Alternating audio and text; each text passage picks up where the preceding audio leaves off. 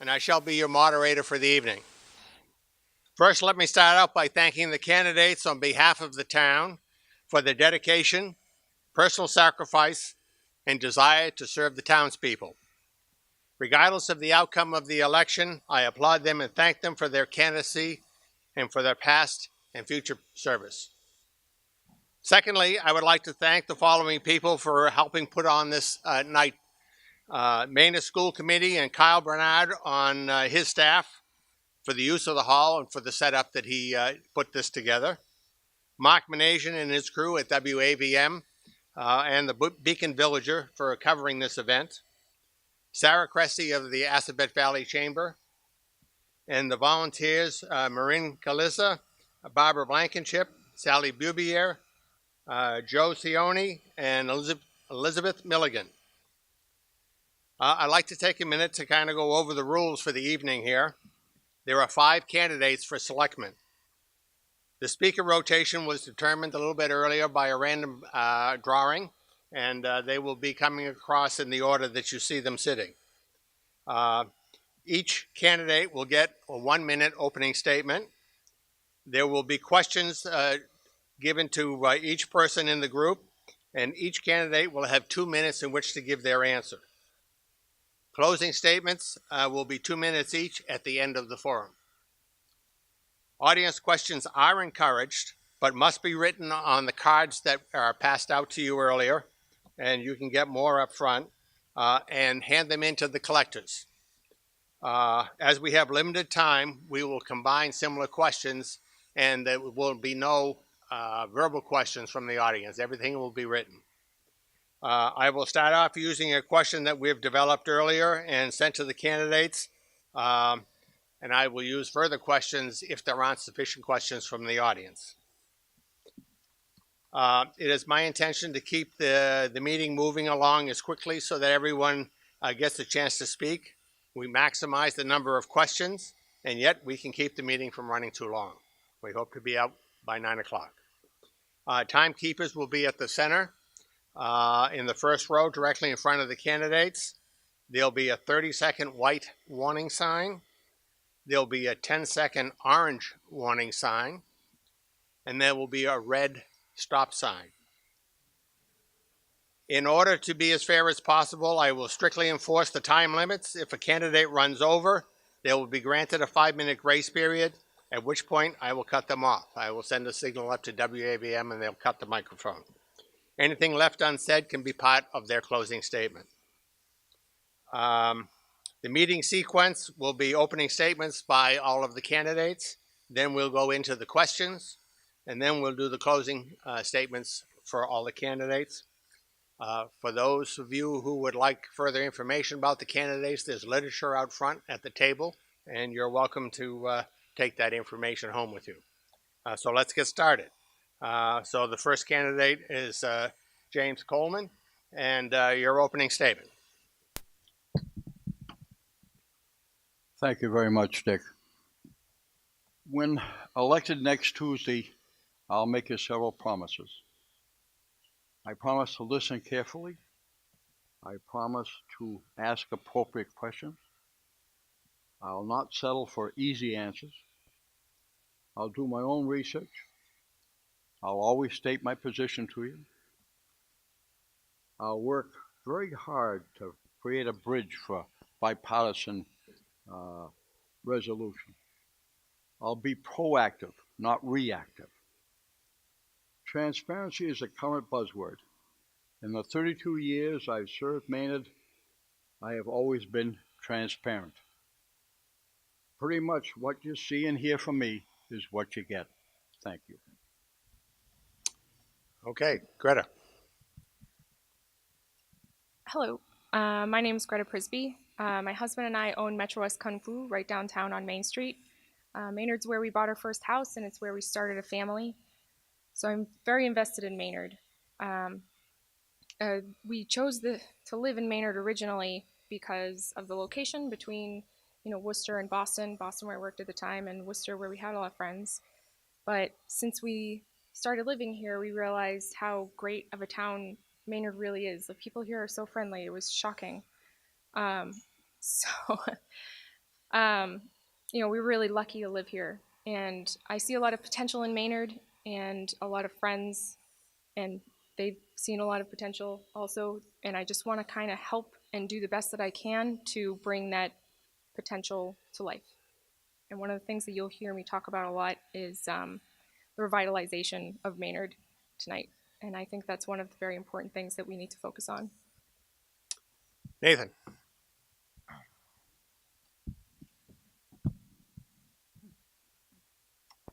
My name's Nathan Ulrich. First and foremost, thank you, Dick. Thank you, Assabet Valley Chamber of Commerce, for putting this together so the residents can hear from each one of their candidates for selectmen. We are running right now for an 8-month position. We are filling the spot that was formerly held by Tim Egan.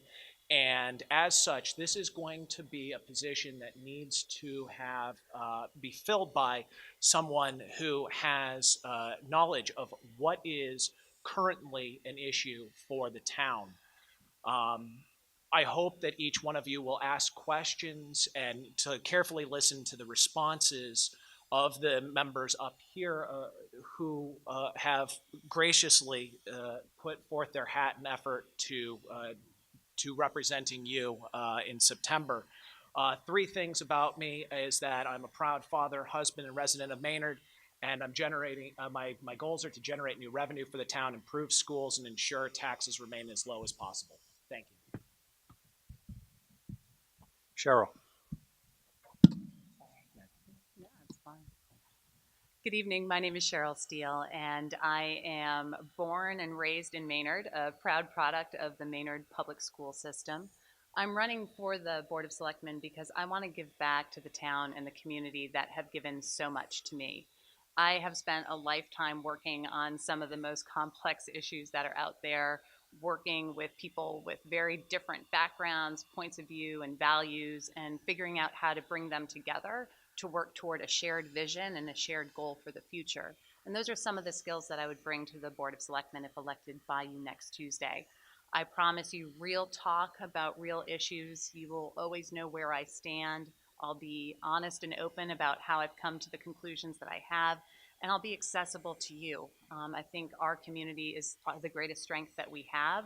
Your perspectives, your insights, and your expertise, bringing that to bear to help us chart our town's path to the future. Thank you. Peter. Thanks for everybody being here tonight. Thank you for the people who helped put on the event. Thank you to my other people that I'm running against. My name is Peter Cavallaro. I live in the town. I've been living here for about 3 years now. One of my biggest things is I don't make promises to people. The only promise I'm going to make to you tonight is that the day one I get into office until the last day I'm in office, I'm going to work 120% of my time doing the job for the town residents. I care about the town, and I hope I get your vote next Tuesday. Thank you. Okay, can everybody hear all right? Are the microphones loud enough? I like it a little louder. Okay, so if everybody could speak in a little closer to the microphone. All right, so the first question. What education and life experience makes you qualified for public office as a selectman? Well, I've been here almost 60 years. I put 32 years of service into the town, 4 5-year terms on the planning board, and 12 years as the town moderator. I have a high school education. I've run a number of businesses. I've been involved in a number of different issues here in the town. I think my track record by now, for those of you who have been here for a while, and for those who have come most recently, I have plenty of experience in the town, and I know all the players here. I think I can do a good job for you if you elect me. Thank you. Okay, same question. Greta. So I went to UMass Amherst. I got my BA in Business Administration, and my current job that I've had for many years is a web developer. And what that means is working with a small group of people to find particular issues and then solutions for those issues and choosing what's the right solution at the right time and the resources that we have and working together with the people who are also on the small team to solve those particular problems in a good timeline. And beyond that, I really like talking to people. I've gotten out during my campaign and talked to a number of people, and it was really nice to get to know a lot of the people out there in Maynard. And I really do care about what Maynard is and the people who live in Maynard. And it's just an exciting place to live. And I'm very dedicated. I'm very dedicated to the people here, and that's that. Okay, Nathan.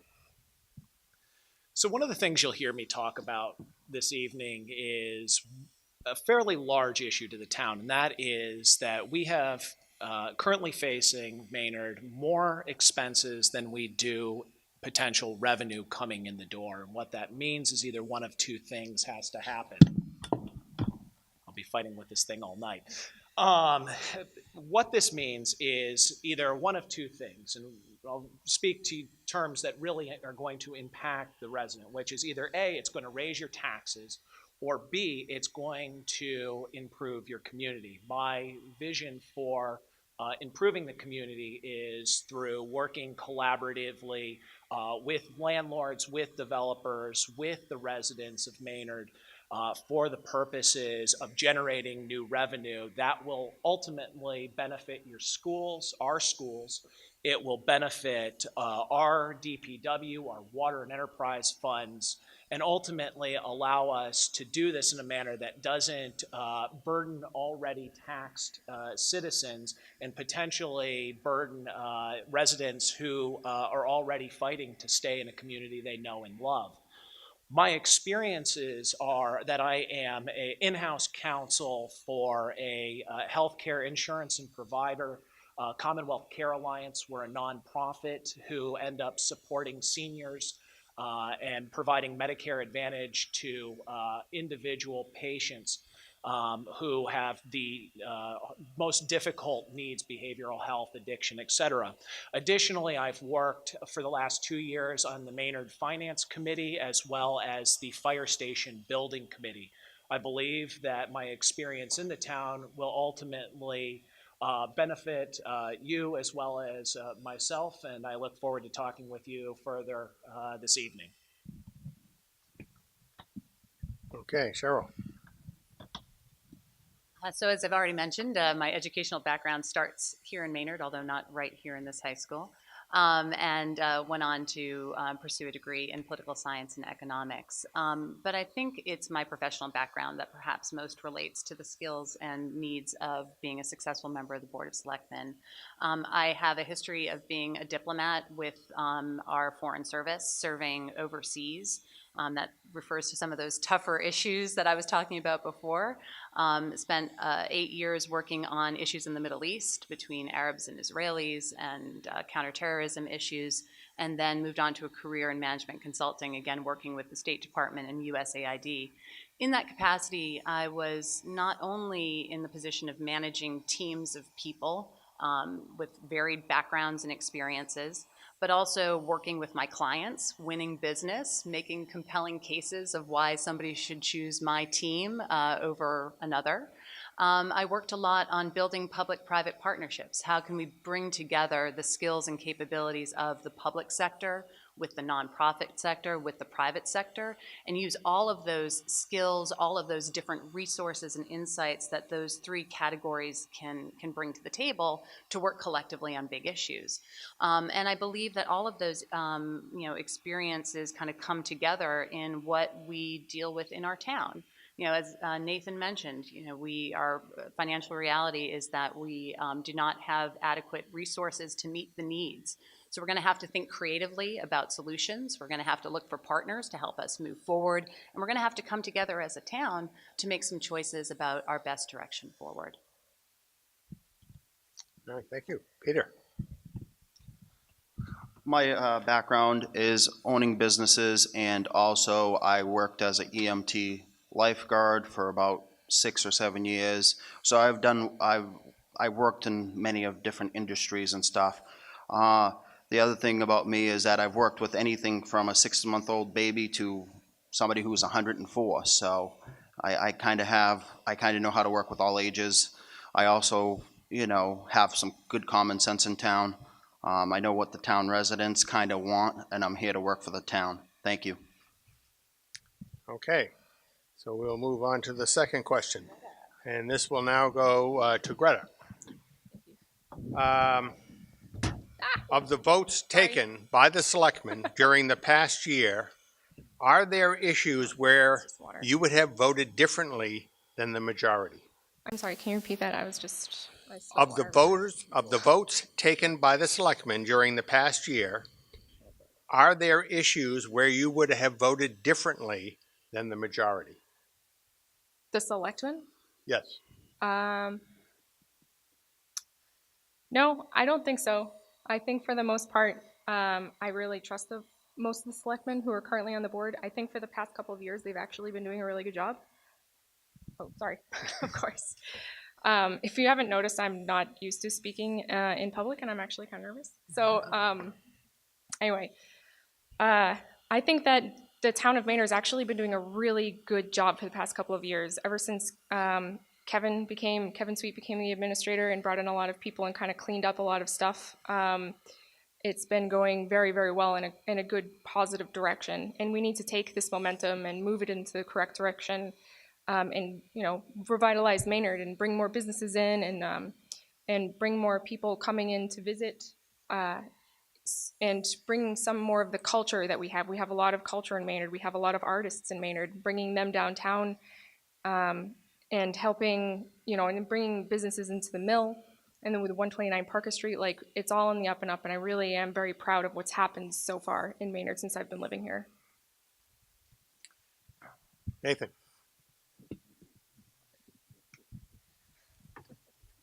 So not related to one specific vote, but I think that the Board of Selectmen could have implemented the billing on water and sewer rates in a more effective way, so we wouldn't have seen the quick shock that I think many of us saw when we got our tax bill here recently. But likewise, to Greta's point, I think that the selectmen or the Board of Selectmen have really done an admirable job and should be commended for donating their time to serving this community and to supporting the residents and listening to the varied concerns that are presented.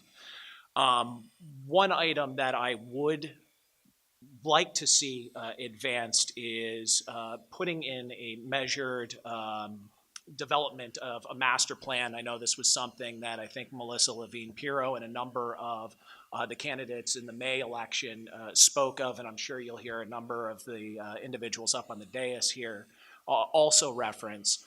Simply putting energy into writing one of these master plans, it's extremely resource extensive, but it potentially, when done right, can yield large grants. I'll strike that. It can yield grants which cumulatively could have a very dramatic effect on the town, and I would like to see the Board of Selectmen take that up in the coming future. Thank you. Cheryl. So echoing my peers up here on the stage, there's not a specific vote that I would point to in terms of wishing a different outcome had been taken. I think that what that question brings to my mind are maybe some of the issues or conversation points that would have benefited from a bit more outward communication into the community. I know that a popular topic, and it might come up again this evening later, was the senior water discount and the decision that was made to step back from the original discount and reframe that. It's a tough issue. It's like any time that you have a benefit that you have become accustomed to, and I know from talking to a number of the seniors in our community, it was something very valued by them, but at the same time, it was just not fiscally sustainable. It had originally been enacted in a way that they hadn't, a financial analysis had not been done on the impacts for the budget, so it wasn't affordable. It ended up costing the town, I think it was $400,000 or something like that, beyond expected. And now we're in a place where we're in line where qualifications for that are in line with qualifications for other state benefit programs. I think another place around communication is with respect to the budget process. For those of you who were at town meeting, there's a lot of questions, correctly so, from the floor about how do we get to the numbers, why this, why not that. And I think, despite everyone's best efforts, there's still a degree of confusion about where and how best, as interested and invested members of the community, to get involved in that process and to understand how it's evolving. So something that I would like to explore is whether or not we could introduce periodic budget meetings where we would pull together the town administrator, FinCom, the Board of Selectmen, the school committee at points during the year to have those types of conversations, have it open to the public so that people can weigh in and offer their thoughts on that. Thank you. Peter. I'm not going to go on any particular issue with what the selectmen voted on this past year. One of the things I feel strongly about is the budget. I think we got to really get that in tuned. One of the things I would agree with David Gavin on was bringing the subcommittee back for the budget and also financing. So we have a subcommittee with all the leaders of the DPW and everybody, and we'll see what all their needs are and do that, and also getting our master plan back into play. We really do need that. That puts us open for a lot more stuff we can get. But if we can't do the master plan, maybe even just a 5-year plan, get that rolling. Thank you. Mr. Coleman.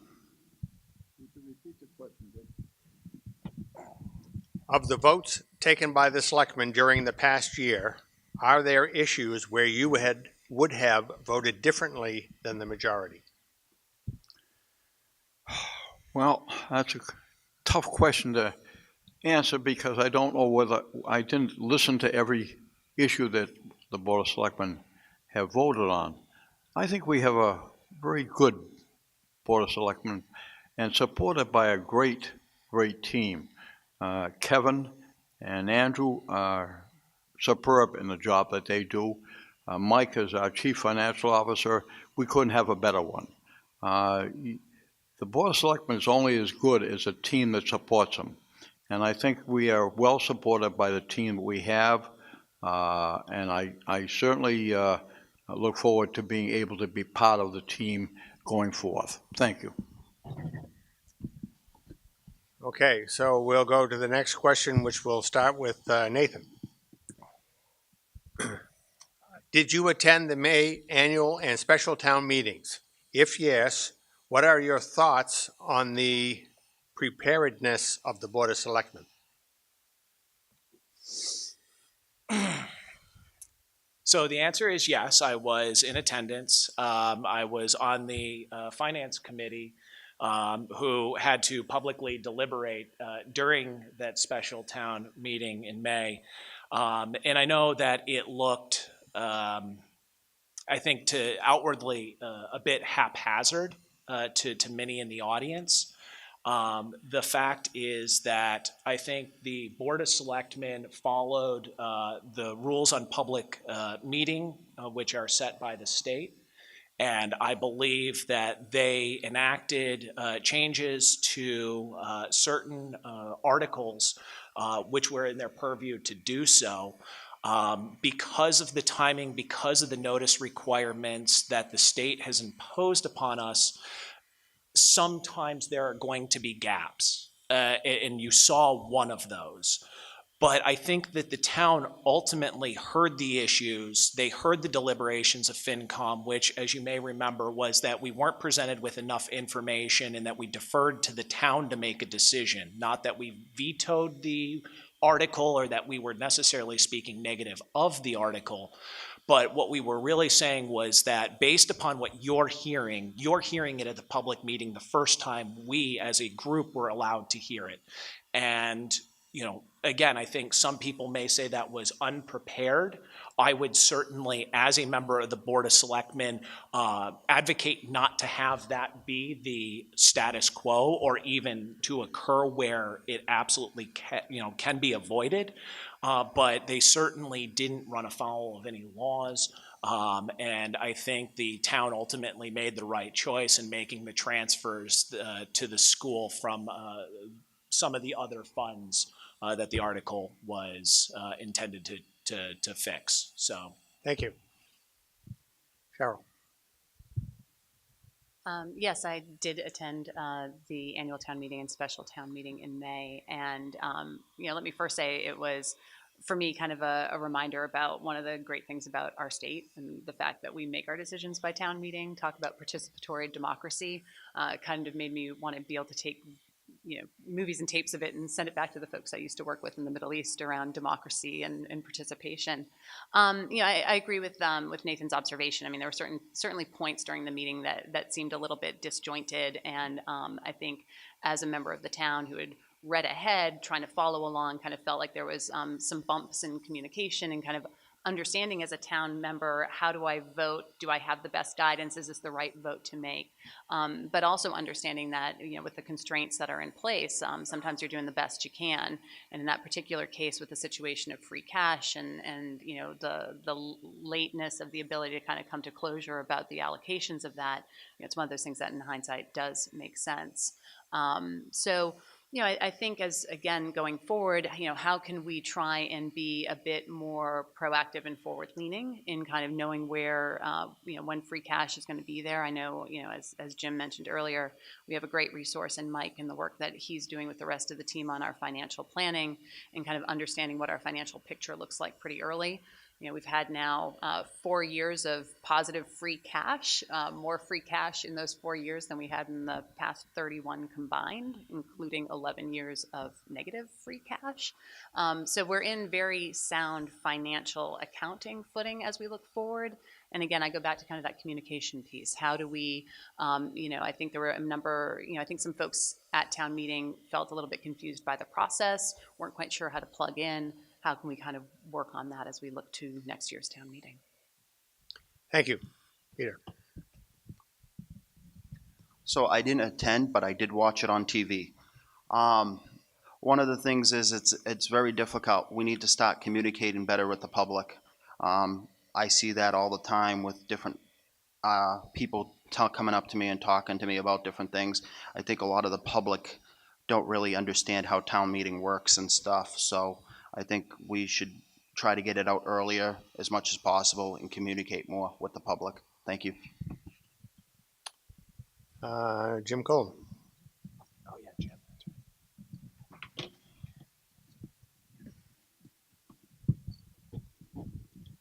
Yes, I did attend both the annual and the special. I find myself in a different outlook than I used to have. I've probably attended in the last 60 years 45 or 50 town meetings in one form or another.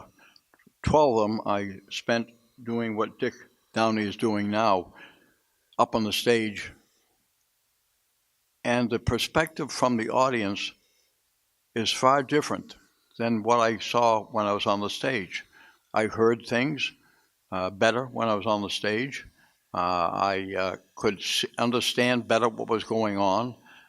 Down the floor, it was this last town meeting, there was a lot of confusion, a lot of questions asked by people, and reference made to the town council and to the town administrator. And I found it very difficult to follow what was going on up on the stage with the inactive participants. And I would have liked to have, and I will strive to make sure that it happens in the future, a better cohesion so that the audience is not left sitting for minutes and minutes and minutes on end while people on the stage try to get their act together. So that's my perspective. Greta. I agree with pretty much most of the people here. So I was at the town meeting as well, and I did think that it was confusing to a degree. It was one of the very first town meetings that I had ever been to, and I think the communication between the town and the citizenry is a little lacking. They gave you a huge pamphlet that of all the issues that you were to vote on. And if you had been there, I'm sure you know what I'm talking about. It's like this big, thick packet. And for me and all of the people who I was sitting around, because we all colluded about like the different issues that we were voting on, a lot of people just didn't understand. It wasn't just one person. It was most of the people that I spoke to didn't understand the issues that were being voted on. And it was happening very quickly. So you couldn't really try to research what was going on before you had to vote. So it was kind of forced. And I think one of the ways that we can combat that is by stepping up to some of the new technologies that we can leverage in order to help educate people. I've been putting forth an effort to start a podcast for Maynard that could help educate people. Everybody's really busy, they don't have they don't have a lot of time to read, pamphlets of information. So I think it might be easier for people to listen into a podcast while they're driving in their car or while they're at the gym or something like that. And another issue or another project that we could do is perhaps make a website that's a little bit easier to understand. I do know that there's a lot of information currently on the Town of Maynard website, but having a different website that's a little bit more user-friendly for information, particularly about things like the town meetings and the issues that will be coming up for voting, would really benefit Maynard quite a bit. Okay, thank you. So the next question is going to be for Cheryl. Maynard's current revenues are not sufficient to cover all expenses. What specific mechanisms or suggestions do you have to balance the budget and meet all of Maynard's needs? Well, the meeting all of Maynard's needs part, I'm not sure I have an answer to. It has been alluded to already in some Microphone. Yep. It's been mentioned earlier on the stage, the master plan, which we actually did put approval through. I believe it's gone now to bring a consultant on. We have a lot of work that the town has invested in over the past several years. Studies and commissions and members of the town have stepped forward, whether it's the water, White Ponds research that was done in 2012, whether we look at the Coolidge School reuse study, look at things like the Barringer report. There's a lot of really wonderful existing resources that the town has, and having talked to Bill Nemser as he's thinking through how to move forward on the master plan, it's a lot about bringing that existing expertise together, injecting some new thinking into it, and bringing it into the town in an iterative way so that we can all kind of get on board with the direction we want to move in. As the question is framed, it acknowledges that we simply do not have a revenue coming in to meet the expenses that are forecast. Let alone some of the bigger infrastructure issues that we know are out there on the horizon, whether that's looking at school infrastructure, whether that's next steps around a potential new fire station, whether it's upgrades or maintenance or emergency repairs to our water and wastewater, whether it's to maintaining the quality of our sidewalks and roads. And that's just off the top of my head list of challenges that are out there. So I mentioned that we have done a phenomenal job as a town over the past several years in pulling our budget together to the point that we do have free cash that we're able to use at the end of the year to put towards needs. What I'd like to see is pulling that together against a longer term planning process so that we don't have a feeling of chasing the shiny object or the thing that has the most energy and voice behind it at any given time, but that we're all agreed on the direction we need to take and how to get there. Thank you. Peter.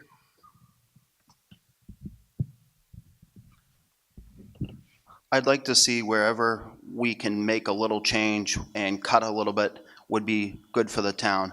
I don't want to see us just go through the money like it grows on trees. Like, one of the things I consider, and I've talked to a couple people, I haven't done a lot of research on it, is making the water and sewer bill come in the same envelope.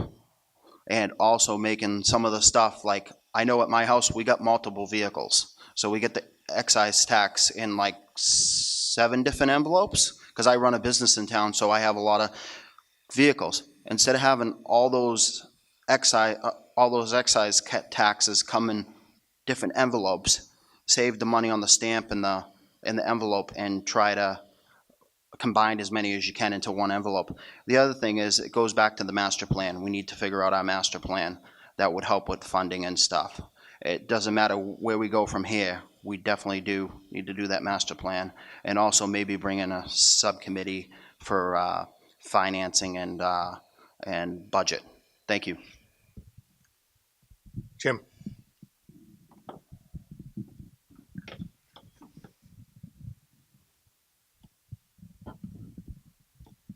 Well, first of all, Maynard will never have enough money to meet all its needs. I don't think that's possible. And it's probably the same thing can be said for any small town like ours. We're very fortunate in the town. We have a very capable town administrator and his assistant, Andrew. We have Bill Nemser, who is our town planner. Together they work, I think, very, very well to get us every bit of grant money we can possibly get. Kate Hogan is our state rep. She works very well with them to, again, ensure us that we get all the money we can possibly get out of the state. We have probably the most capable town accountant that I've ever come across. He's a guy that knows exactly what's going on. So between he and the finance committee and the town administrator, I think they'll squeeze every dime they possibly can get. And the Board of Selectmen have to remember that we can only spend that which we take in. So the Board of Selectmen has to do its darndest to maintain a revenue neutral position.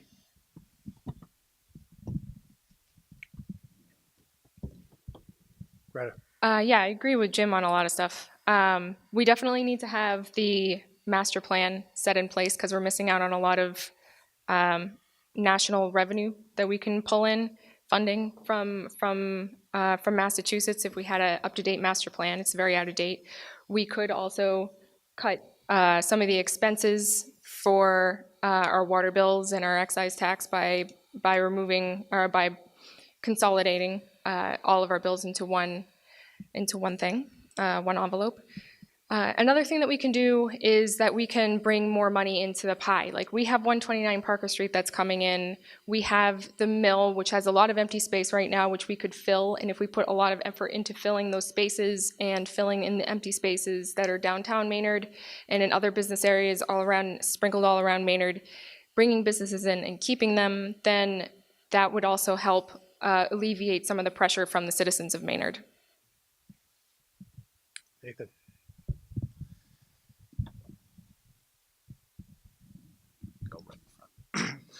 So right now, Town of Maynard has a $43 million levy limit. What that means is all of your residential and the commercial tax property generates revenue totaling, or the maximum limit could be approximately $43 million. In the FY18 budget cycle, we are spending $41 million of that.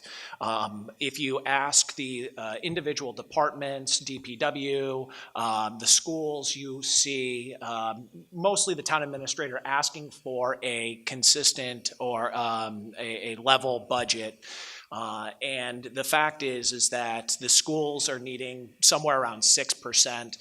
You have contracted obligations, which are not 2.5%. So clearly there are things that are going to quickly strip our ability to tax without either a tax override, a debt exclusion for a particular project. You have potentially new growth, which I'll touch on here in a second. And then you also have other, potential fees, these free, not free cash, but these fees like business fees or tolls, collection from meters. Those revenues, Mike will tell you, are declining. So what you find is ultimately one of two things. You either have to start taxing through either these overrides or exclusions, or you're going to have to generate new revenue. And the fact is, if we work together through the budget process, FinCom is working to help start that discussion before the February budget reveal. And we, through that process, the town can remain informed and can ultimately make decisions about how it wants to spend its money while these projects come online. Thank you. Okay, the next question is for Peter. In your opinion, what are the town's realistic goals for infrastructure improvements over the next 2 years? In your opinion, what are the town's realistic goals for infrastructure improvements over the next 2 years? One of the biggest things we're going to need to do is do the fire station, and it comes back to the master plan. We need to get that done. The other big thing is 129 Parker Street and also the Mill and Main building. We need to see those buildings fill up. We need to see businesses going in those buildings because that will bring in new tax revenue. One of the other biggest things I see is we need to stabilize the taxes. Thank you. Mr. Coleman.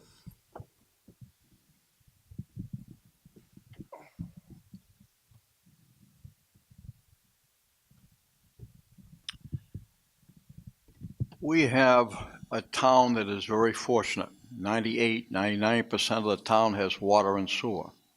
The unfortunate part is that our water and sewer pipes and drains and all are old and they need replacing. 129 Parker Street has just had approval by the planning board of its and pretty much a go-ahead to get started. To do it, we're going to have to replace a lot of our sewer pipe in a number of different places. 129 Parker Street is going to pick up a third of the cost. Maynard is going to have to pick up the other 2/3. That's going to be in the millions of dollars. So infrastructure, our biggest goal, I guess, ahead of us is to replace the aging infrastructure that we have. We're not unusual in that, but that's going to be our biggest concern going forth. Retta? So like Jim said, for the 129 Parker Street, we are going to need to redo a lot of the sewer work that's on Parker Street and some of the surrounding streets. So that's a big deal. That's something that we're going to need to see in the next couple of years. The other thing is the fire station. The fire station is old and it's small and it's in a inconvenient location for getting out in emergencies. So that's something we're definitely going to need in the next couple of years as well. And downtown Maynard, kind of like working with downtown Maynard and revitalizing it to a degree and beautifying it, which could be volunteer work. I would be more than happy to put together volunteers to help make the downtown area beautified to a degree. We have a lot of artists in our community who would be very willing to spend some of their time and put some of their artwork up. So those are a few of the things that I think Maynard really needs to focus on in the future.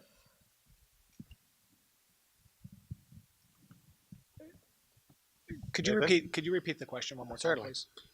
In your opinion, what are the town's realistic goals for infrastructure improvements over the next 2 years? So over the next 2 years, we are looking at 129 Parker Street coming online, which Jim mentioned, the sewer issues, the sewer and water issues, which will certainly be impactful to the town and its budgets, especially to its capital plans for things like the fire station, which Ron Calabria and his committee, the Fire Station Building Committee, have done a fantastic job of moving forward, and I invite you all, for those who are interested, to speak with Ron and the team regarding the kind of next steps forward and getting involved if that is something that you're interested in doing. Also, besides just the water and sewer in the 129 Parker area, you have, I know several people I spoke to in the presidentials when they, either because of root systems or during heavy rains, their basements flood. The aging infrastructure is something that needs to be looked at, but I don't think realistically is going to be taken on or to be started in a 2-year time frame. The other item that I would note is we do have schools that are in need of repairs, new roofs potentially, and those need to be addressed and put on our capital plan so that as debt rolls off, their debt service rolls off, and we are paying less for prior obligations, that we can start looking to make these large infrastructure improvements. Thank you. Cheryl? So I would, again, focusing over a 2-year horizon, I think the number one priority that we face is our water and wastewater, as has been mentioned across the panel. I had the opportunity to sit in front of the planning board and review Stantec's preliminary findings about the sewage system and potential impacts of the Parker Street project coming online. We're at a point of, I think, assessing still what the total costs of that project would be and still determining how those costs will be split between the town and between the developers. There's a lot of existing case law on the books about proportionality and how that will play out. There's also some things that Stantec surfaced in their research that are immediate urgent needs, that irrespective of whether or not Parker Street was to come online tomorrow, a year from now, 3 years from now. And I know that Kevin has been working with the team, and in fact, the fact that we have Parker Street coming online actually allowed us to recently apply for a state grant that we could put towards those types of infrastructure improvements. But I would start with my prioritization on water and wastewater over the next 2 years, as well as the road and sidewalk maintenance piece in order to keep the town accessible and attractive and bringing the street traffic that is so important to our small businesses in the town center. And then it is about that longer term planning over the horizon. There's a number of major infrastructure projects that were already being talked about, as well as the upkeep and maintenance of the infrastructure that we have, our existing schools and systems. We still have 6 years left before we're clear of the debt burden for building this wonderful building that we're in right now. And we need to be thoughtful about this and about how we space out the very clear and pressing needs. And do that responsibly and in a way that's not, putting too much of a burden upon our residents and taxes. Thank you. Jim Coleman.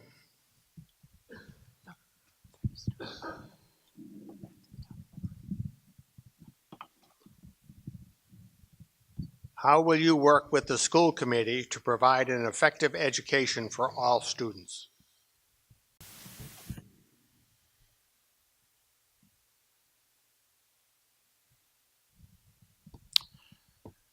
That's a difficult question to answer because I don't know, other than working hard to help them create an environment where they can get and take advantage of every possible nickel and dime that they can get out of the state and the feds. I think that I probably would ask our town accountant to work with them very carefully to help them craft a budget that can work for our community and again be revenue neutral if at all possible. Okay, Greta. Communication is very important in this case. I think the school community needs to work better with the town and vice versa. And that hasn't been, so great in the past couple of years, but I think that's really being worked on right now very hard by a lot of really key people, which is wonderful. And I think the best way that a selectman can help the school and the school committee is by being there and being communicative and talking to them about exactly what their needs are, and making sure that those needs get, are put into the budget, and there are issues that we can solve all together, and we work together to solve those issues.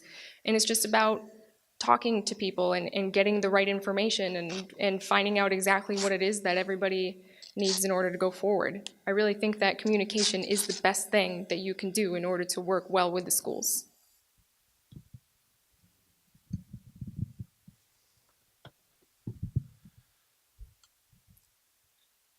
As a father of two whose children will go to Maynard schools, there is nothing more that I can do than to lend my full support to those educators and administrators who are shaping my child, your children's futures, and giving them the opportunity to both be an emotionally developed and an intelligent young person who happens to be able to strive and to succeed in whatever they choose, and to be well adjusted in the environment that they're facing, given the stresses and the pressures that are going on.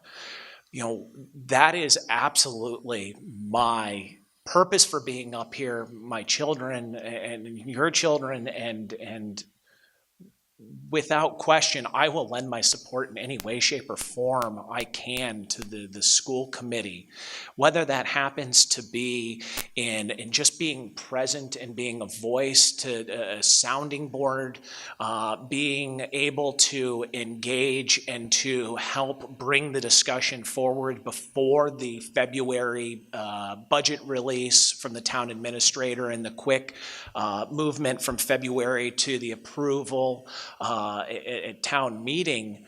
I think having more voices in that process earlier certainly helps. But we are all very, very busy individuals. I can't stress enough that I completely understand that. And what I would say is that where I think would lend my voice well is to say that, like you, I think I want the same things for my children, and I would be able to carry that forward given all the constraints and the difficulties around the financing component, which you've seen from my discussions that I do understand. Thank you. Cheryl. So I think that we are incredibly fortunate as a town, both in terms of the talent that we have among the members of our community who have stepped forward and run to be part of our school committee, the leadership that we have in our school administration, and the amazing dedication of our teachers and educators at every level, many of whom are also members of our community, some of whom are fellow classmates of mine, and that's an amazing gift that we can't take for granted, and the service that they bring. And I think as we look forward, part of the role for the Board of Selectmen is, how can we continue to be, effective partners to the school committee as they work through what are some agonizingly tough choices in coming through their budget? How can, the other resources within town hall and within the administration of the town step forward to help them think about their budget perhaps in different ways? We have a lot of volunteer organizations, whether it's PTOs, whether it's the Maynard Educational Foundation, whether it's Remembering Maynard's Own, all of whom are stepping forward in the community to try and raise funds and bring additional resources to the table. How can the Board of Selectmen, I think, continue to serve as a voice for the strength of our schools and the value that we place on that? As Nathan mentioned, as did Greta, our schools in our town were part of the reason why they chose to move here and to start their families here. It's why my parents chose to stay here. So that has to remain absolutely central to us. And, I think, what we do very well is, improve that coordination between the board, the committee, help the school committee understand the other stresses and strains that are going on in the budget process, and help them make the most of the resources that they have and communicate those trade-offs outward. Peter. First of all, I'd be communicating with the school board as much as possible. Second of all, whatever I can do to help the school board, I'll do as a selectman. If they want to bounce ideas off me, whatever it takes to get the schools to be. We got great teachers in the schools. We got great staff for the schools. But I think communication's number one. Thank you. Okay, so the next question will be for Greta. And it is, We would like to see Maynard be more walkable. Would you prioritize fixing the sidewalks, keeping cars off sidewalks, and slowing down driving speeds? Well, I think cars should stay off the sidewalks. But I really, one of the main reasons why I'm running for Board of Selectmen is to make Maynard more walkable, is to bring more people into Maynard, more people from outside Maynard into Maynard. A lot of people in other towns nearby don't have a similar downtown area to what we have, and we should be proud of that. And we should work to make sure that it looks nice and that it is easy to walk. And not just for the downtown area, but for, for all of Maynard in general. Maynard is a beautiful town and it deserves to stay that way. I believe that we need to be proud of what we have, and I think that putting in the effort to make Maynard walkable and bikeable, which we have put in considerable effort with the rail trail and a lot of the stuff that we have been that we have brought into downtown Maynard since then. I think it's all going in the right direction, and it needs to keep going that way. And yes, I would definitely support that infrastructure for sure.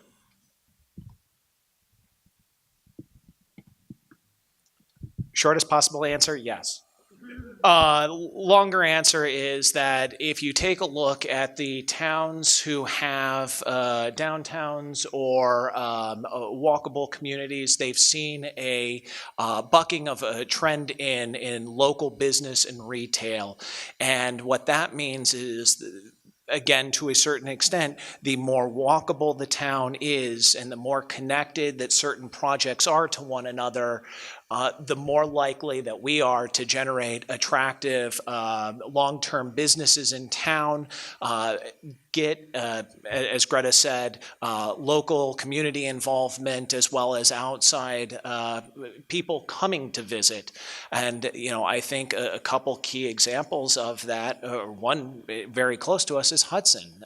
The ability to walk downtown has really helped and revitalized a number of their offerings, in addition to the collaborative efforts of their landlords and their town administrator and selectmen, or their town government.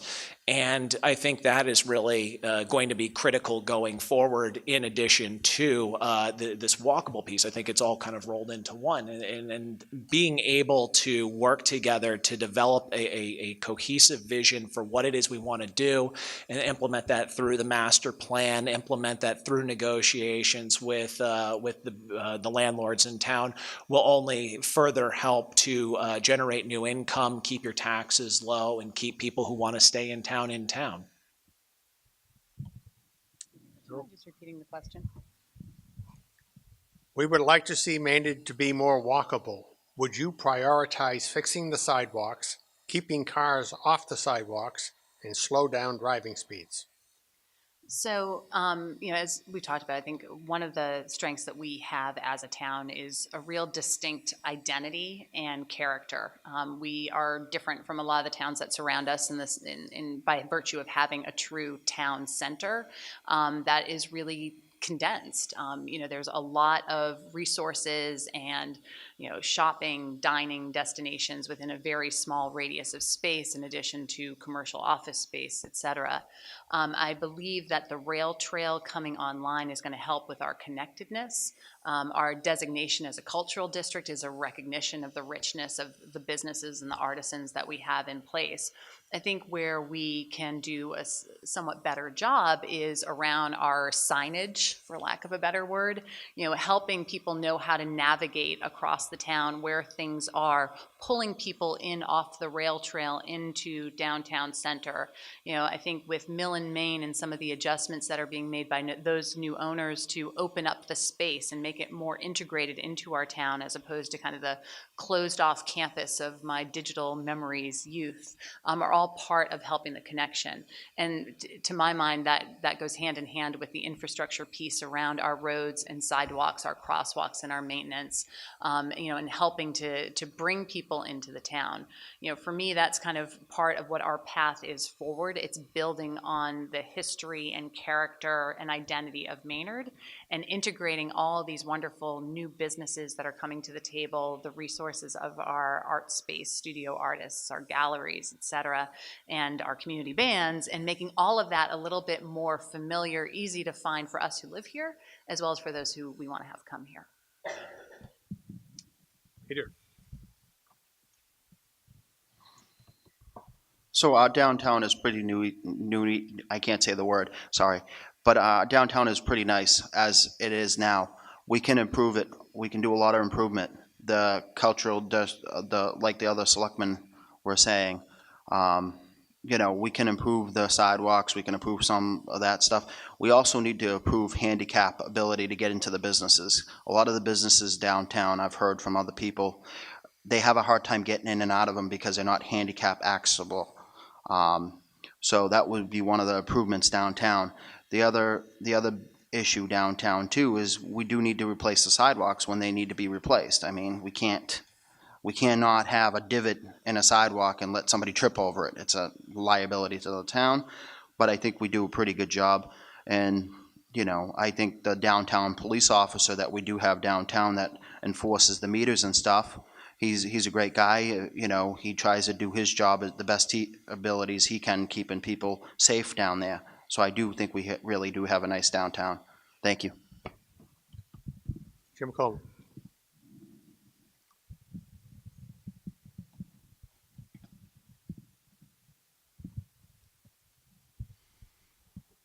Well, I think the answer to that everybody has come up with is yes, we want the town to be more walkable.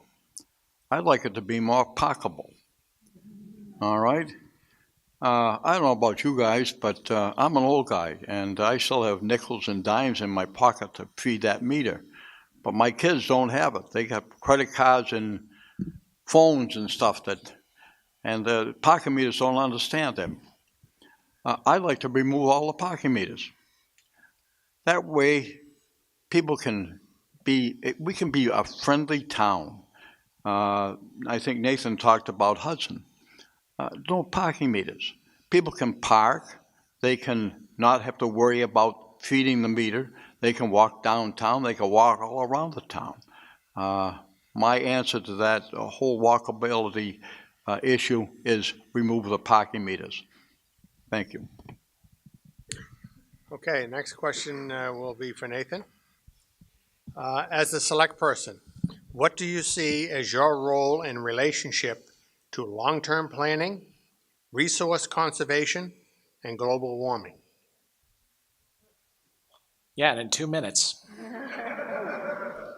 So, wait, long-term planning, resource conservation, and what now? Global warming. Global warming.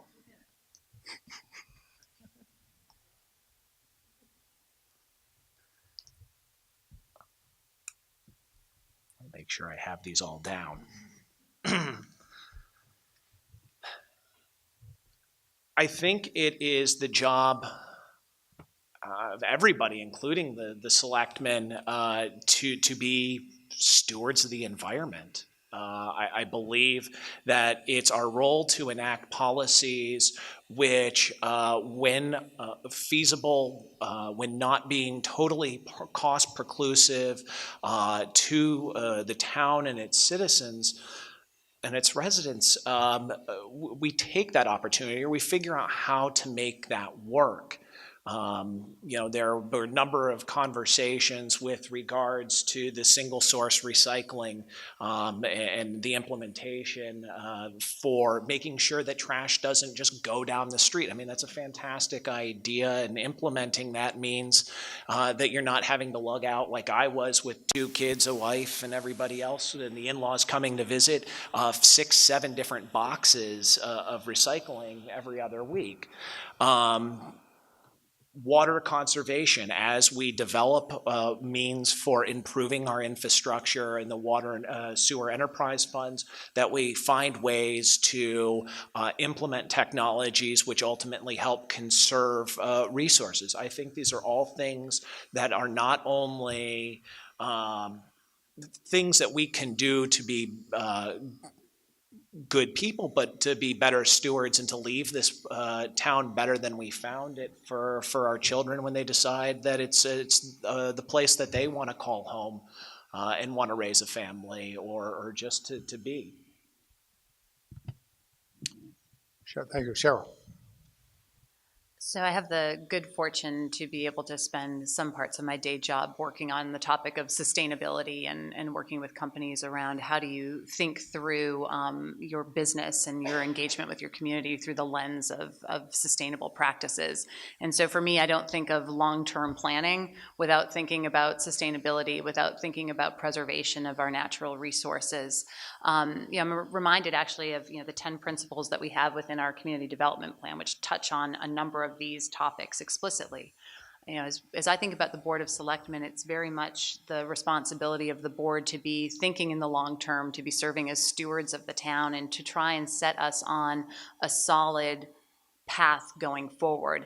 And part of that necessarily means thinking sustainably. How do we think about conservation of water? How do we continue to preserve our wonderful open spaces? I mean, we're both blessed and cursed, depending on how we want to think about it, with about a third of our land mass being set aside as federal reservation land, which, as someone who lives adjacent to it, fantastic. As someone who thinks about, gosh, wouldn't it be nice to have some additional taxable revenue? Rats.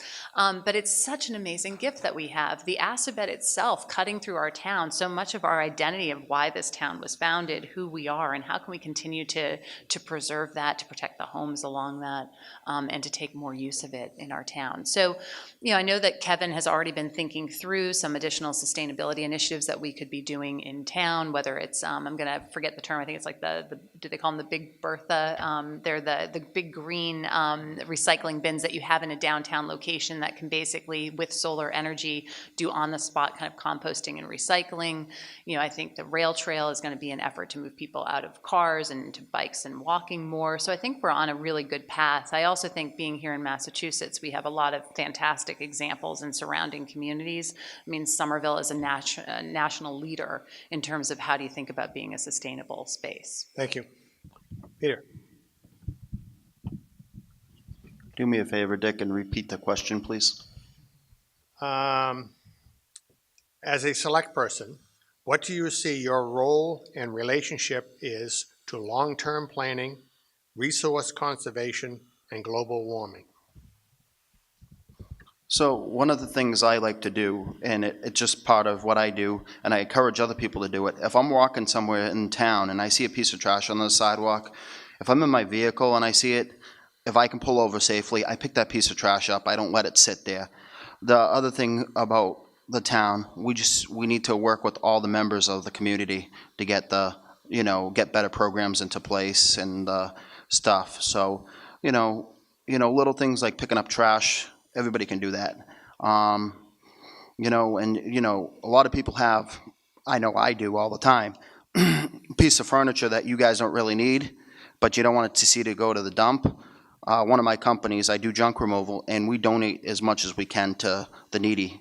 So if you want to learn more about this subject, the time I have it's not proper for what I could go into on this. So you can go to my website. It's pcavallaro.com. Thank you.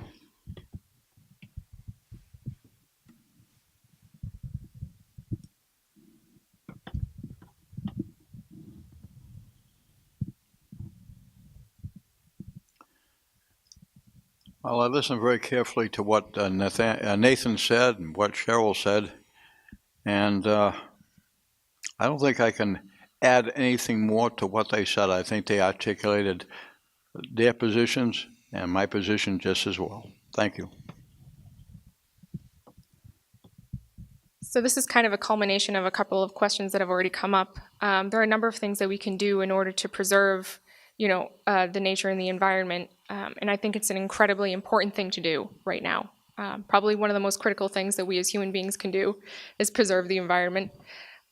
Making Maynard more walkable is 100% helping towards that. There's the solar-powered trash compactors that we are planning on putting in downtown. I think that might be under the works currently.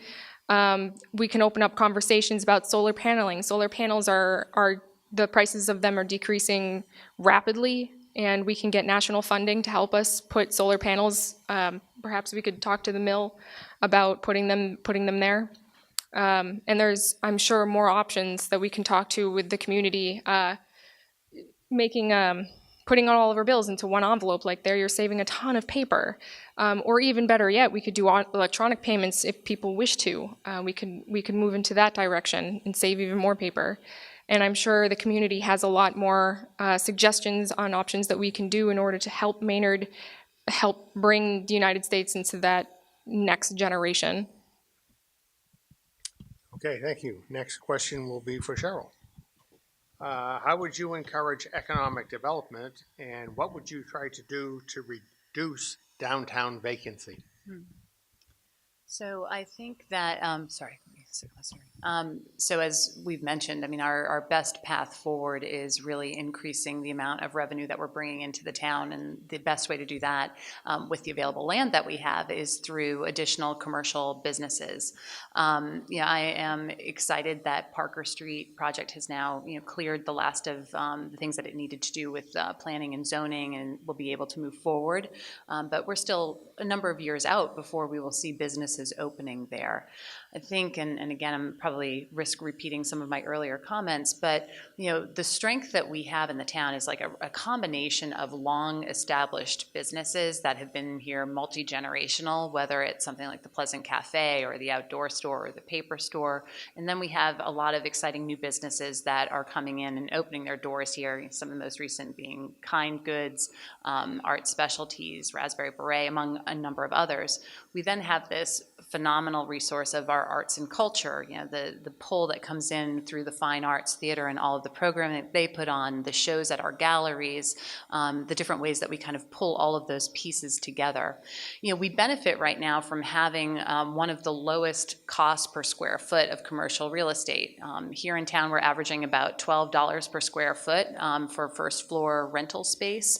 If you look over in Hudson, you're looking at about $18 a square foot, about 22 to 24 in Acton, and about 40 to 50 in Concord.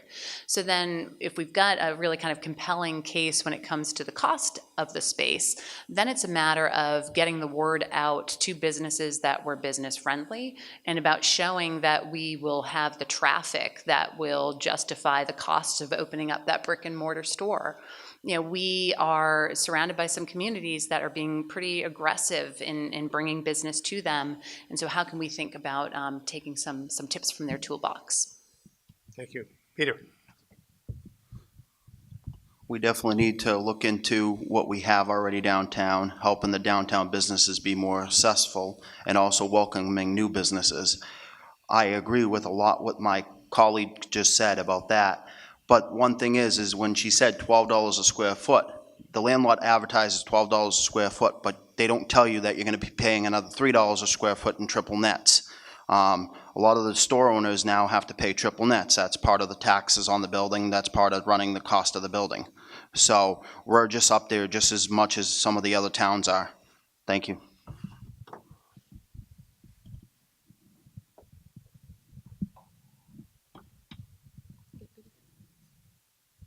Dick, will you repeat the question again, please?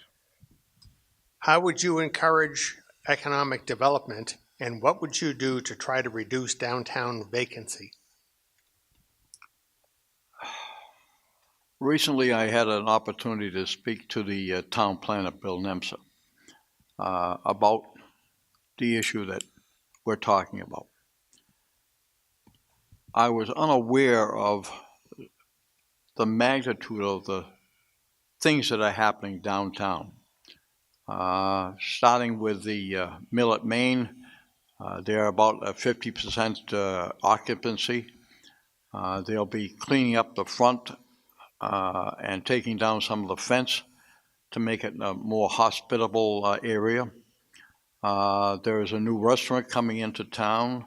There is a concerted effort to clean up the facades downtown with some grant money. We hopefully we'll get the Walgreens building occupied again.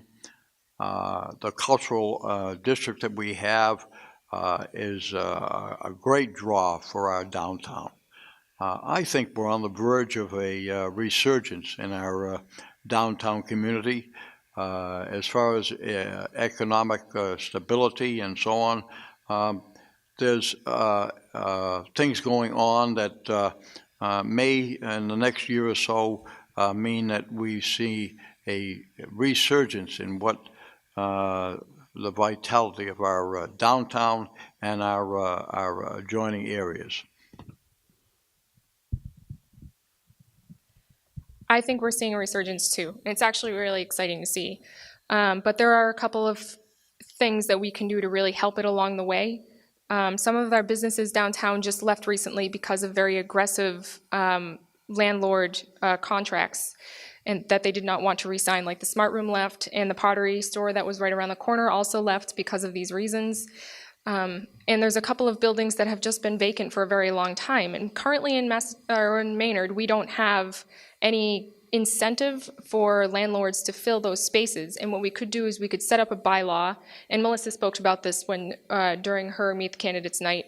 We could set up a bylaw that would give these landlords a grace period to find somebody to fill in those spaces, and then we could penalize them past that grace period, like for example, like $100 a day, penalize them for that, so that it would incentivize them to fill in those spaces. Like I know that there's even a couple of spots downtown, some big businesses right across the street from Excelsior, I believe, is a business that has been empty for a very long time, and the gentleman, I believe, just uses it for storage. And so that type of stuff is very damaging to downtown, and and we really need, sorry. Part about that.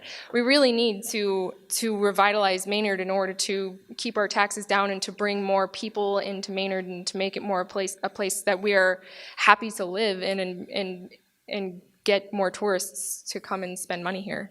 So those are just a couple of options that we can do in order to help move that along.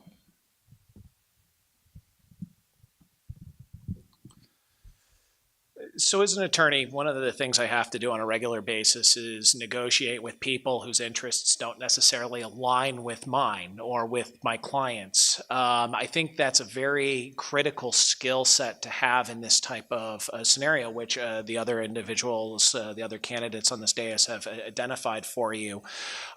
Specifically, the landlords have a profit incentive that is their legal right to maintain these properties for the purposes of making profit, and they can do that as is legally permissible. The town, on the other hand, has an obligation, and I would work very diligently to meet what the town sees as being the path forward by first engaging with the landlords. And I know this has been attempted a number of times in the past. I think right now, given the environment that we are currently facing, that they may be more willing at this point to engage. And I think working to develop a path forward that both works to meet the incentives of the needs of the landlords with the goals and objectives of keeping an artist community, a cultural center, it would be the first step forward. One of the things we don't want to do, at least right off the bat, is to simply tax. And the reason I say that is because that would potentially incentivize landlords to just go and fill the spaces with potential businesses that, one, we don't have a say in, and two, which may not be what is needed in town. I mean, do you really need 3 Starbucks? And I'm using Starbucks just broadly. It would be something probably different, but they're going to find whatever it is that it's necessary. And as a selectman, I would work to collaboratively do this on behalf of the residents. Thank you. All right, so the next question will be for Peter. As the select person, would you have any suggestions to improve youth services in Maynard? Yes, I would, actually. Youth services in Maynard. We have, over the last couple of years, this drug thing going on where the state legalized marijuana and stuff like that. One of the things I've always been a big supporter of, and I know other towns have done it, is having school resource officers in the school and having them come in and teach some of this drug stuff and the alcohol and some of the laws to the kids. The reason I'm a big supporter of that is because kids think police or anybody in a uniform, even at a young age, are scary, and they're just human beings like me and you. One of the other big things is we need to have more kid-friendly events, I think, in town. But the main thing is we need to educate the youth about the drugs and the alcohol use and how to be responsible using that stuff. And I think having school resource officers would be able to help out with that. Thank you. Mr. Coleman.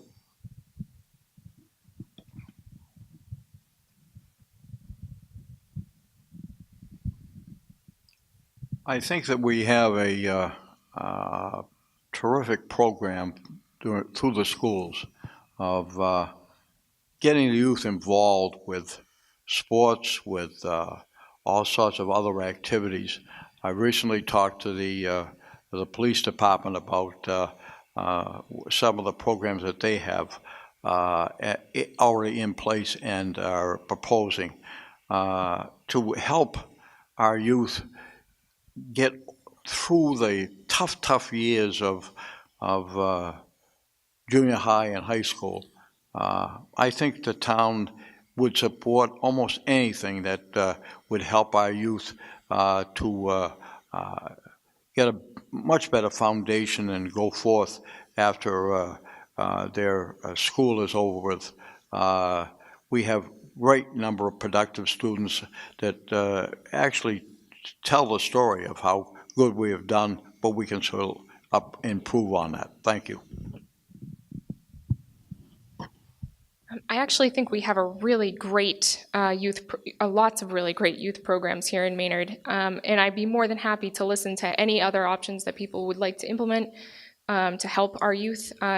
Being young is a very difficult time, but we have a lot of programs. We have a great school and our great school committee, and we have the police officers coming to the school every now and then to just kind of, open up that kind of friendliness there between the people who run Maynard and the people who live in Maynard.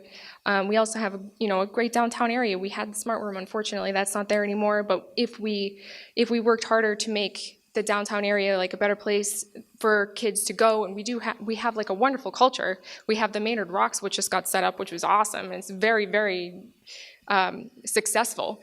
So that type of stuff to kind of like allow children to be children in a safe environment. And if you have just an area, not just the downtown area, but if you have a town that looks like it takes good care of itself and the people really care about the community, then the crime rate goes down, and that also helps the youth find better things to do with their free time after they get out of school. So I would be more than happy to listen to anybody who has options about the youth. I think it's very important to spend time with them and on them because they are the future. They are the future of Maynard, and they will give back to us when they get older. So I really strongly, I really like what we have currently done in Maynard, and I think we need to keep on going in that direction.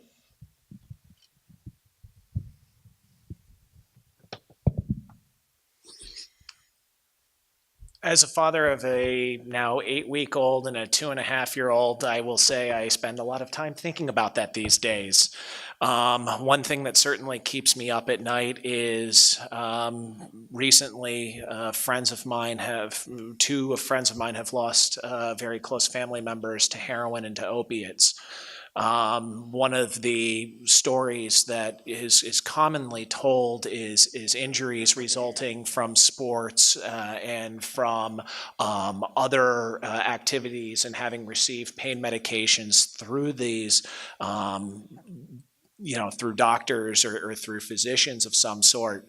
And I think that programs that would certainly help to identify sports injuries to help keep our children safe while they participate actively in engagements is certainly useful, and I would certainly support. And another thing is, I had the opportunity a couple weeks ago now to meet with Tiana and Bobby at Excelsior.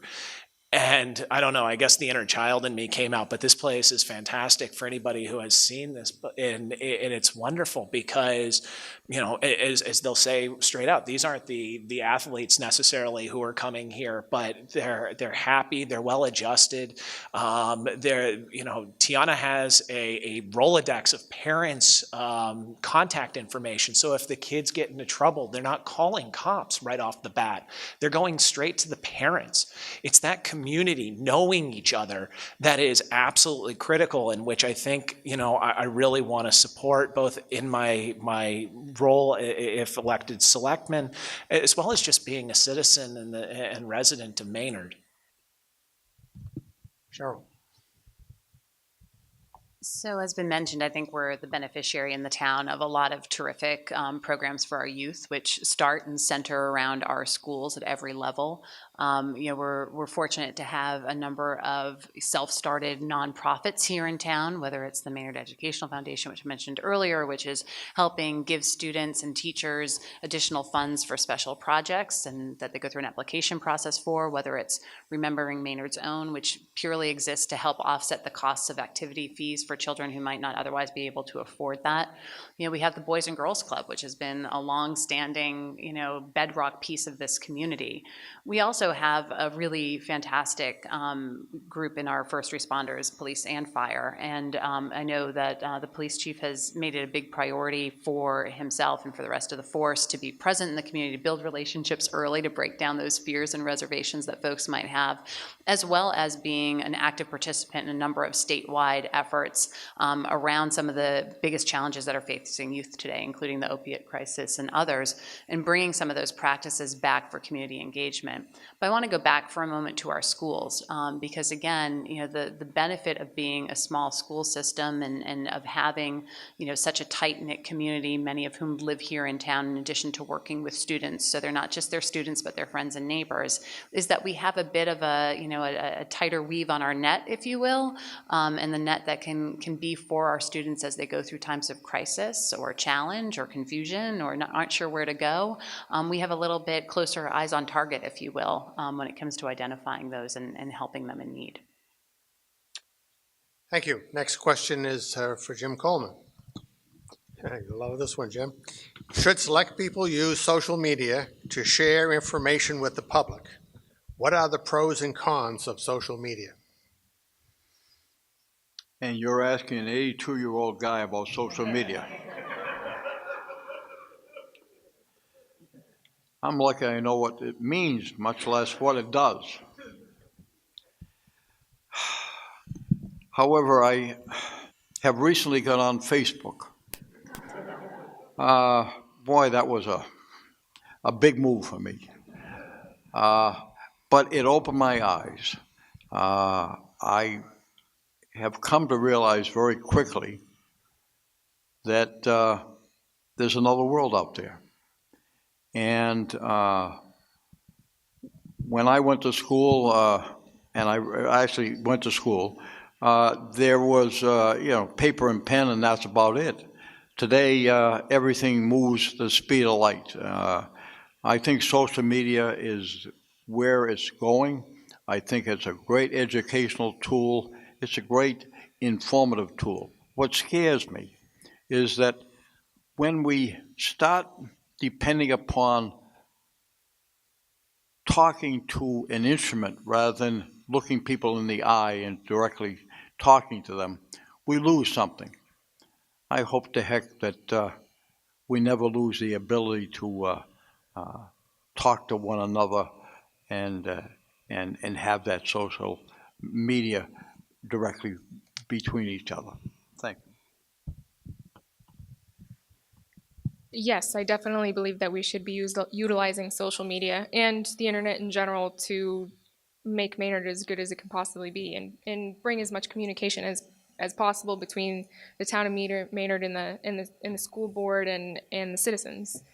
For better or worse, because I do recognize that there is an issue. You know, when you're not talking face to face, sometimes it's easier to say, you know, hurtful things or things that you don't think about on social media. I think it needs to be handled very carefully, but it should be used because it is one of the best ways to communicate with people. You can communicate immediately with a large group of people, and all of the information is right there where you need it when you need it.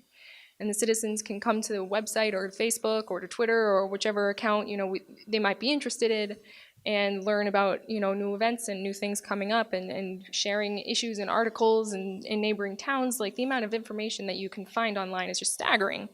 And I think that the citizens of Maynard could really benefit from all of the information that you can have.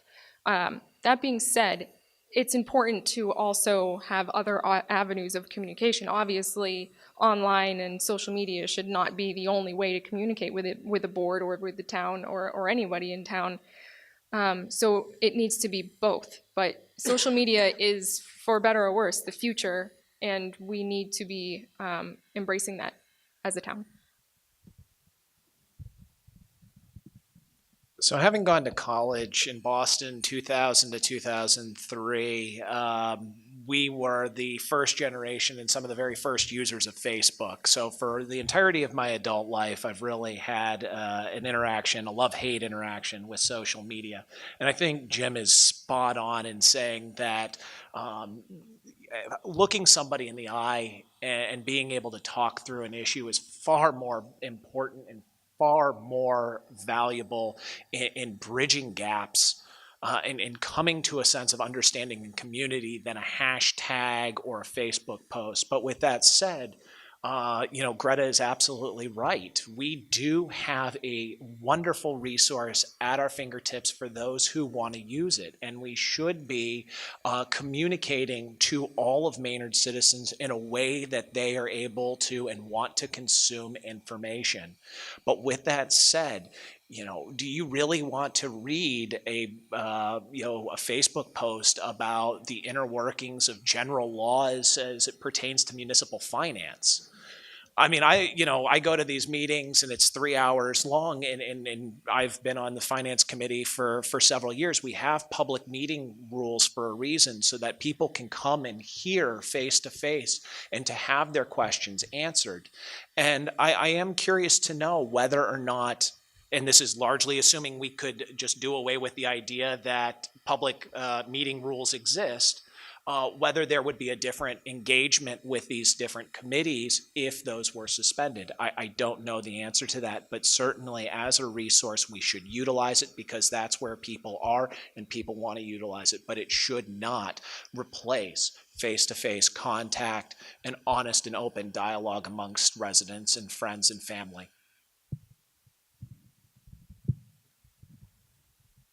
So I think my colleagues on the panel have done an excellent job of enumerating some of the pros and cons that come along with social media. You know, for my part, I look at the pros in terms of the ability to get a sense of what people are talking about, what people are concerned about, kind of how conversations are flowing in real time in our town.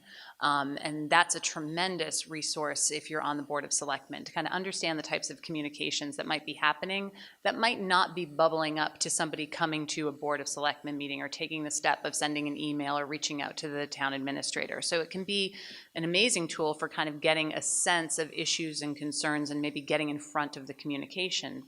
As we've seen particularly around the last town meeting with the school committee and the school budget, there's also constraints. The reality is that our legal system and the guidance that we if elected on the Board of Selectmen, but that our board has to operate under now, the school committee, when it comes to open meeting laws, they have to be very cautious about how information gets communicated out.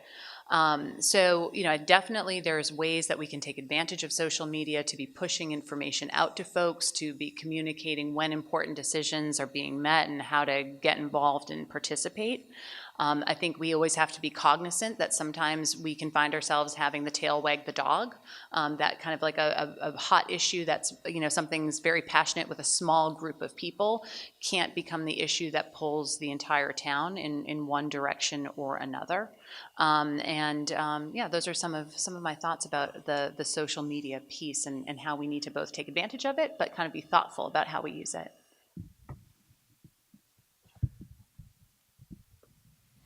I agree with most of the colleagues up here about social media. I don't want to see social media be the only way to communicate. I think sometimes it's great, like Jim Coleman said, to communicate by shaking somebody's hand and saying hello, or even communicating by just opening a door for somebody. But definitely social media would help, but we have to be careful of the rules and regulations and all the things that come with it. But, I agree with most of the colleagues up here. Thank you. Okay, the next question will be for Greta. What incentives should the town offer to retain seniors who own property? So one of the incentives that we could offer, that we did offer at one point, which we removed, was the reduced payment on the water bills.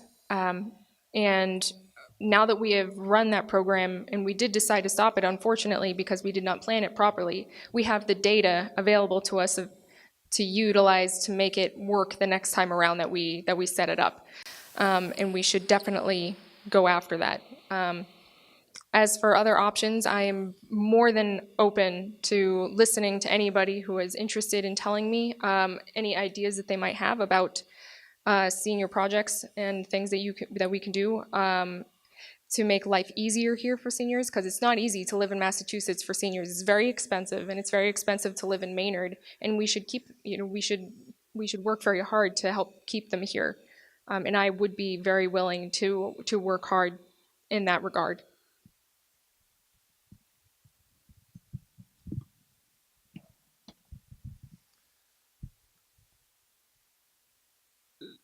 Any sort of benefit or any sort of program that were to be implemented to support seniors, I would first argue would need to be on a needs basis. Grouping seniors as one category, it does a disservice, because the fact is each one of them has their own. God, I'm already grouping, even though I say I'm not. But each person is their own person, and everybody has their strengths and their weaknesses. And the fact is that there are some in our community who are unable to stay in the home that they want, that they've had for years. And in certain circumstances, we certainly should look at ways to keep those who have served our community so well in those homes, or at least nearby. And I think the flip side to that is how do you tell a community with, say, for instance, a single mother of four, that we are going to give a tax benefit to one versus the other? I think it's a very hard and very difficult thing to discuss and to come up with a single silver bullet in a 2-minute blurb, but I'm certainly willing to work with the town, with its residents, to determine ways that we can ultimately come up with a balance that is both economical, that is able to also meet the needs of our residents. Thank you. Cheryl? So the challenges facing our senior population are very real, and for me also very personal, as somebody who moved back to home to help take care of an aging parent, and who by virtue of doing that is now able to help contribute to the costs and expenses of living in town and paying tax bills and all the other associated costs that come in on a monthly basis.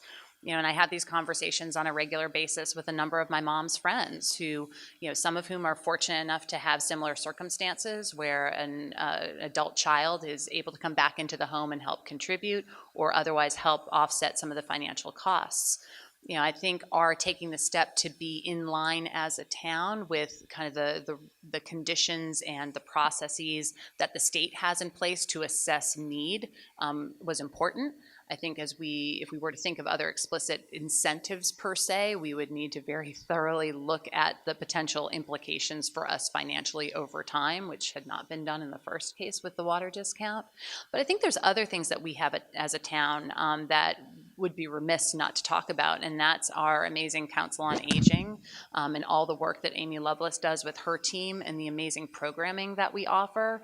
Minuteman ARC services and those, whether it's meals that are coming into homes, whether it's housekeeping services. Amy and the team there have done a phenomenal job of helping our seniors access resources and discounts that they're entitled to, but that they may not know how to access themselves. And so I think, as the town continues to think in its planning, how do we support our Council on Aging? How do we think about transportation needs? How do we think about their longer term space needs? Those all need to be part of how we move forward. But that's a critical piece of some of the value that we offer as a community to our residents.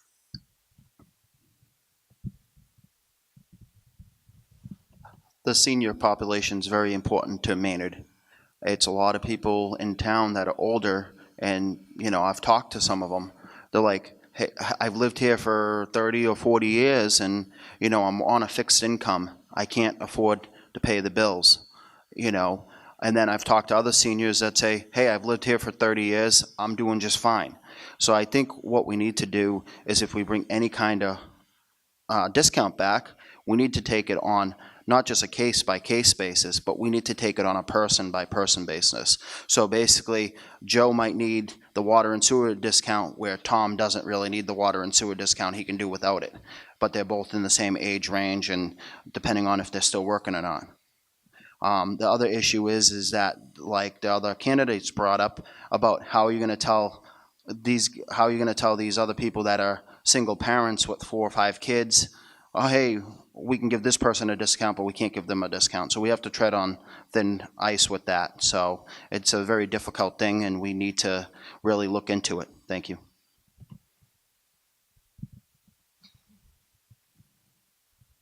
Jim?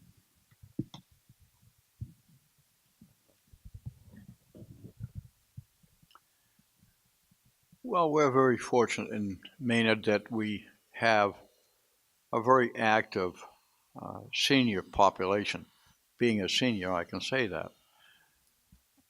However, I think that for most of us, and I'll speak as a senior, we've paid our dues. We've gone to all the school functions. We've supported the town year after year after year. To give a senior a 5% discount on their assessment or water bill or something is actually not giving them a lot of money in their pocket, but you're really giving them a pat on the back and saying, thank you for hanging in there long enough and supporting our community. We need to do as much as we possibly can, but we still need to be aware that the senior population, and I use the word senior more, not elderly, senior population, still is viable and gives back to the community. So give them a pat on the back once in a while. It makes a lot. All right, we're running down on time, so I got one last question that I'll ask, and I'll give you 1 minute each to respond. And beginning with Nathan, what is your opinion on residency requirements for town management positions?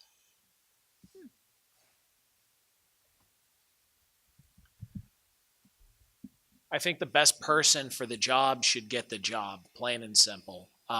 If there is a coin toss between 2 individuals and one happens to be the resident and another a non-resident, then the resident, I would hope, would be favored in that circumstance, insofar as consistent with state and federal law. Obviously, this is not a public works program, but those people who are in town, who know the town, who are invested in the town, you would figure would be more willing to lend a hand and do so in a way that would only benefit the rest of us. But with that said, there are still plenty of strong candidates and workers who are currently on our payrolls who do a fantastic job, and their role and their help should not be denigrated in any sort of way. So I know a lot of our surrounding towns have had experiences, positive and negative in both directions. And of folks that I've talked to in towns that have a residency requirement for positions, it really has constrained the pool of applicants stepping forward. And it has, to Nathan's point, kind of stepped back from the ability to kind of identify the most qualified candidate in some cases, or somebody who might be the most competitive candidate for both the skills and the salary that you're looking for. And I agree with Nathan 100%. At the same time, there is a different level of perspective that comes in when you're not just working in the town, but also a resident of the town who's impacted by the decisions. I wouldn't make any change to how we're doing things presently.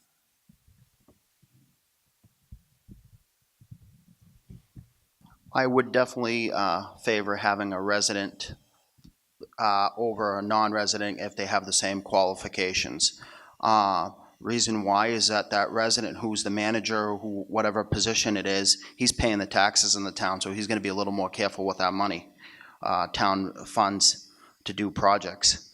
But you know, if somebody's more qualified for out of town, and you got a town resident that's less qualified, obviously you want to go with the out of towner. But I think it should be some kind of rule saying so many years you have to move into town. Thank you.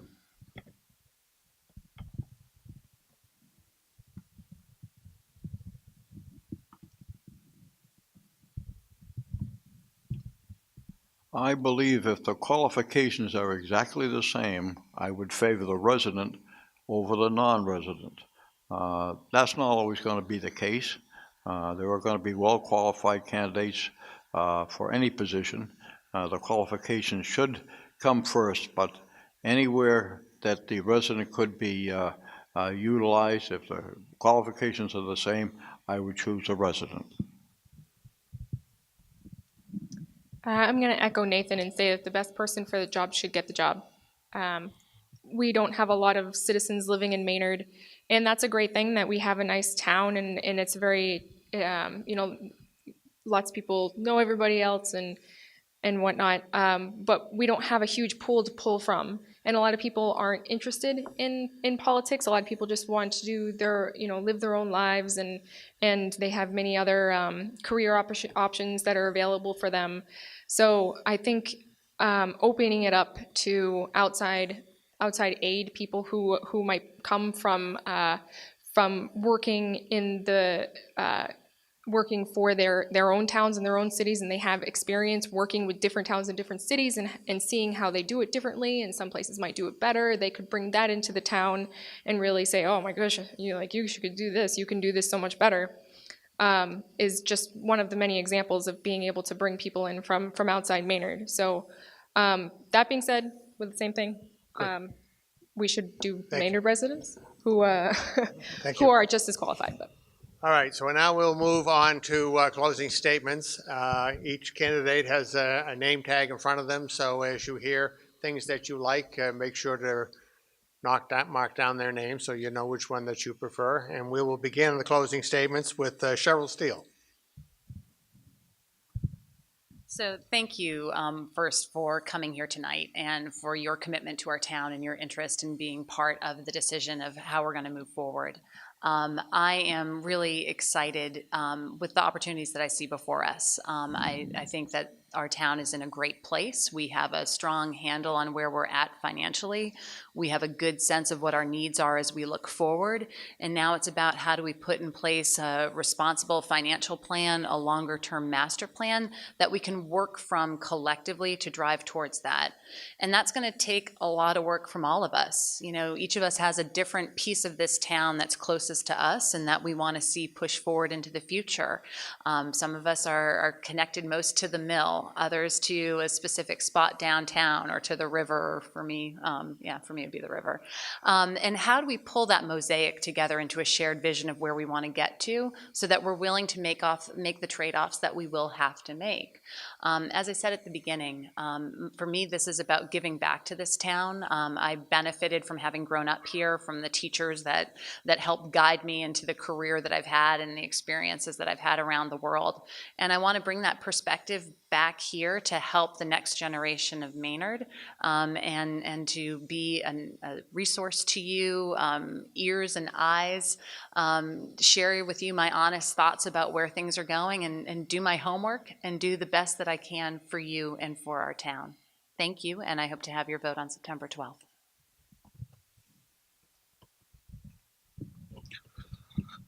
You guys thought this was tough. The tough thing lays on you guys. Now you guys got to pick who is the right candidate for the job. You know, all of us have our different views, you know, but I would really like to, you know, serve in the town of Maynard. You know, from the first day I get in to the last day I'm there, I'm going to give you 120%. That's my promise. You know, I think, you know, we can do big things with being financially secured, and also bringing the community involved. You can also visit my website at pcavallaro.com for more information on my platform and what I stand on. Thank you, Dick, for being the moderator. Thank you to everybody who helped set this up, and I appreciate you guys coming tonight. Have a great night.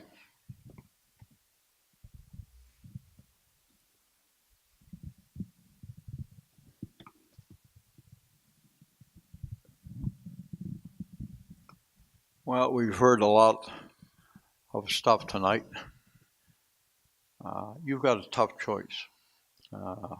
I applaud each of the other candidates sitting at this table. I think they're all enthusiastic. I think they're all would make a good select person for next year.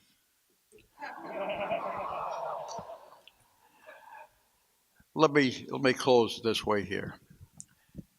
Maynard is my town, and Maynard is your town. Maynard is our town. It's concerts in the park in the summer, Santa Claus parade at Christmas, farmers market on Saturday,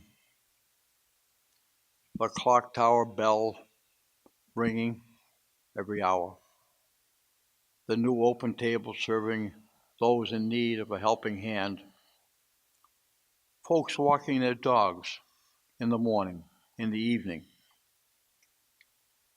My wife and I raised our daughters here in town. I want my granddaughter to make her home in our town. Always know that if I'm elected, I'm only a call away if you need help to resolve a problem. We, all of us, are here to make Maynard continue to be a town that people take pride in and want to live in. I have wanted to live in it, and I did. Thank you for allowing me to serve in the past, and I would appreciate your vote on Tuesday. Thank you so much.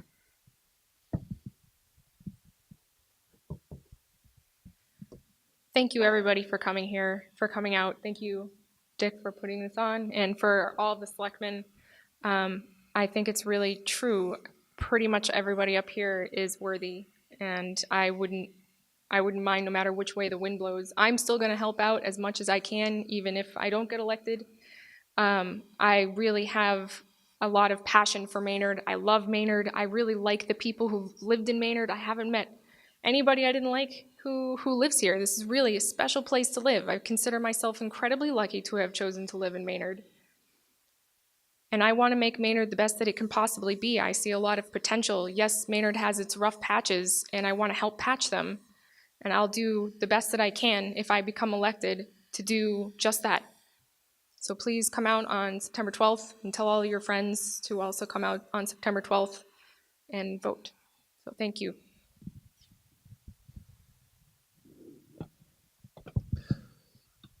I want to do something different.